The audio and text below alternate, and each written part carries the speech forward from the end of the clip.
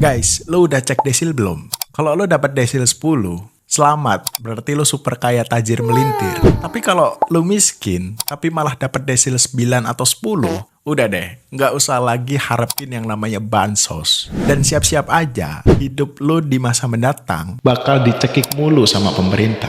Sebenarnya sih bisa aja ya, lo bersikap bodo amat sama ranking desil ini. Bodo amat mau dikasih bansos apa kagak. Tapi masalahnya guys, dampaknya itu ntar ke urusan lain yang menyangkut keuangan keluarga lo. Misal biaya pendidikan anak, soal UKT kuliah. Bisa aja anak lu ntar tiba-tiba dapat UKT tertinggi. Soalnya beberapa kampus ada yang pakai sistem desil ini buat nentuin besaran UKT. Apa lu ntar nggak kelapakan sendiri? Harus bayar UKT 15 juta dengan gaji lo yang seimut itu.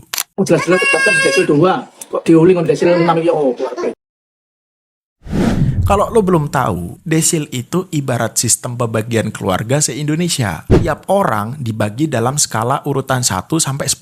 Penentuannya berdasarkan kondisi sosial ekonomi masing-masing. BPS menegaskan, penentuan desil nggak didasarkan pada batas gaji tertentu. Pemeringkatan ini menggunakan puluhan variabel. Kalau nggak salah sih ada 39 indikator ya. Mulai dari kondisi rumah, punya aset apa kagak, demografi, pendidikan, bisnisnya apa, sampai ke kondisi kesehatan. Sekilas sih kedengarannya komprehensif banget ya. Tapi di antara puluhan variabel itu ada yang namanya kepemilikan pinjaman, akses ke kredit. Kalau lo punya uang, berarti lo punya akses ke perbankan. Ya dengan ini lo berarti dianggap layak secara ekonomi. Padahal aslinya kita ngutang buat makan, buat bayar sekolah anak, buat nutupin cicilan di akhir bulan karena gaji udah habis duluan. Tapi di mata sistem, lo tuh dianggap mampu.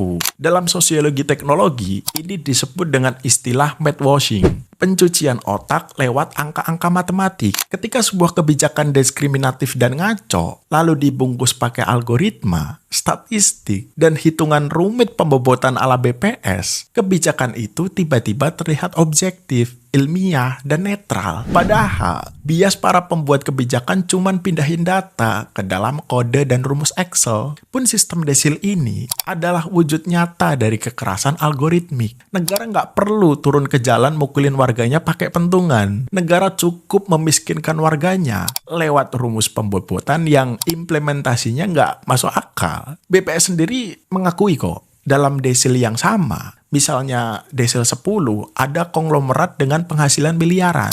Tapi juga ada keluarga pas-pasan dengan penghasilan cuma jutaan rupiah per bulan di desil 10 itu. Gua kutip data dari Core Indonesia, desil 10 itu dimulai dari pengeluaran sekitar 3 juta per kapita per bulan. Tapi batas atasnya bisa mencapai sekitar 133 juta per kapita per bulan. Satu desil, kelompok yang sama, tapi di dalamnya gapnya mencapai 44 kali lipat. Dari sekitar 22 juta orang yang dicap super kaya di desil 10 itu, cuman sekitar 5,4% yang beneran kelas atas. Sisanya, kelas menengah yang lagi mati-matian berjuang nyukupin kebutuhan ekonomi keluarga. Dari sinilah kita bisa telaah ke akar masalah dari perspektif ekonomi politiknya. Menurut gua, sistem desil pada akhirnya akan memaksa kelas pekerja menengah ke bawah untuk mensubsidi negara. Sementara mereka sendiri dibiarkan jatuh miskin begitu saja tanpa safety net. Mungkin lo sekarang mikir, kenapa sih negara repot-repot bikin sistem serumit ini kalau ujung-ujungnya bakal ngaco? Gua pribadi yakin sistem desil ini bukan lahir dari bodohnya para pejabat nyusun kebijakan. Gua menduga si desil ini sengaja dibikin buat mulusin agenda kebijakan tertentu. Yang paling deket ya, apalagi kalau bukan soal penghematan anggaran. Alibinya sih emang keren ya. Katanya desil ini dibikin agar bantuan sosial atau bansos menjadi tepat sasaran. Tapi dalam implementasinya, sistem desil malah jadi alat targetin ekstrim. Jangan-jangan tujuan awal udah berubah. Mulanya buat distribusi bansos seadil-adilnya, lalu malah jadi alat buat motong anggaran subsidi negara secara masif. Pengamat ekonomi Akoviatra Kartabi menegaskan bahwa pengkategorian dalam sistem desil yang kacau ini, yang nggak sesuai sama realita di lapangan, cuman bakal menjustifikasi kepentingan pemerintah untuk memotong subsidi. DTSN malah mencoret orang-orang yang beneran butuh. Dan menggantinya dengan siapa? dengan data yang juga nggak jelas validitasnya. Logikanya gini, pemerintah sengaja bikin kriteria yang sangat rumit supaya angka exclusion error makin naik. Tujuannya biar jumlah orang miskin di Indonesia yang dapat bansos itu makin sedikit. Ya karena statusnya udah dinaikin ke desil atas, udah dianggap kaya sehingga nggak layak dapat bansos.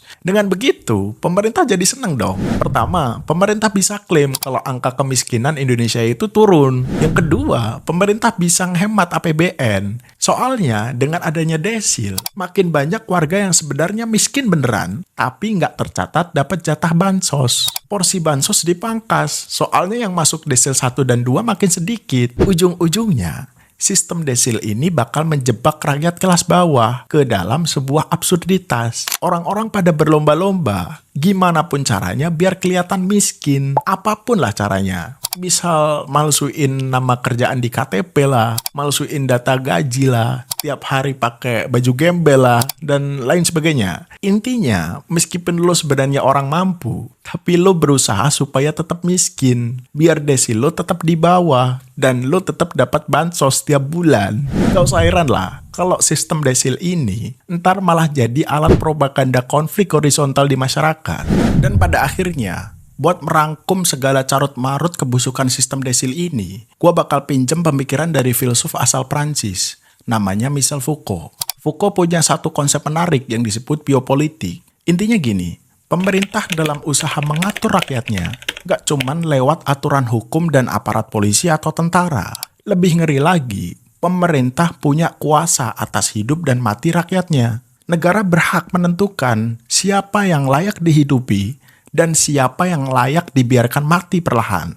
Membaca realitas yang terjadi, gua akhirnya paham bahwa sistem desil ini adalah wujud nyata dari konsep biopolitik yang dirumuskan oleh Foucault ini. Soalnya, dengan adanya ranking desil, pemerintah bisa cuci tangan dari kewajiban moralnya. Misal ada mahasiswa miskin yang gagal kuliah karena di tengah semester tiba-tiba UKT-nya naik 3 kali lipat mengikuti perubahan desil. Atau juga misal ada warga yang kehilangan akses BPJS gratis, nggak mampu bayar obat, akhirnya kehilangan nyawa karena nggak tertolong dapat bantuan kesehatan gratis. Ya karena status desilnya naik, jadi nggak berhak dapat BPJS gratis. Kalau mereka berani coba protes ke pemerintah, gampang banget kok para pejabat sekarang bikin alasan. Ya tinggal tunjukin aja angka desilnya. Mereka udah nggak peduli. Mau lo susah, mau lo melarat, mau lo pengangguran kek. Yang penting di data desil, lo tuh masuk desil 10, super kaya. Gak dapat bansos, titik. Padahal aslinya, mereka rakyat jelata yang bener-bener susah banget buat jalani hidup. Lebih gilanya lagi, sistem desil ini dikhawatirkan bakal melanggar hak asasi paling dasar, yakni soal hilangnya due process atau hak untuk membela diri. Kalau lo dituduh mencuri oleh negara, lo punya hak untuk disidang, bawa pengacara, dan bisa membela diri. Tapi ketika lo dituduh kaya oleh algoritma desil, lo nggak punya ruang buat membela diri. Pun kalau lo terpaksa mengajukan penurunan desil, ya lo tahu sendiri prosesnya sangat birokratis, lama, ribet, dan sering nggak digubris. Dan lo tahu nggak guys, apa yang paling bikin gua muak dari semua ini? Ya soal unsur dehumanisasinya. Ya gimana enggak? Sekarang manusia dilihat cuman sebagai angka. Hidup lo yang rumit itu, perjuangan lo tiap hari bangun subuh, tanggungan orang tua sakit, cicilan utang lo, semua direduksi jadi satu angka mutlak di dalam desil. Ya, lo tahu sendiri, yang namanya sistem berbasis angka, desil nggak punya kapasitas buat menilai menggunakan empati. Sistem cuman lihat database, cuman lihat data survei, yang entah itu datanya dimanipulasi atau enggak kita juga nggak tahu. Jadi gimana guys? Apakah lo masih percaya bahwa sistem desil ini beneran diciptakan buat keadilan? Atau lo mulai sadar kalau ini tuh cuman topeng akal-akalan doang? Sistem desil itu kelihatannya emang ilmiah, kelihatannya objektif, tapi di dalamnya mungkin saja menjelma jadi mesin penghancur. Mesin yang menghancurkan mimpi kelas pekerja, yang membiarkan kelas menengah diperas habis-habisan. Mesin yang melucuti martabat manusia jadi sekedar file database. Di balik setiap angka, ada manusia, ada perjuangan, ada tangisan, ada harapan yang diinjak-injak oleh kebijakan aneh yang berkedok efisiensi.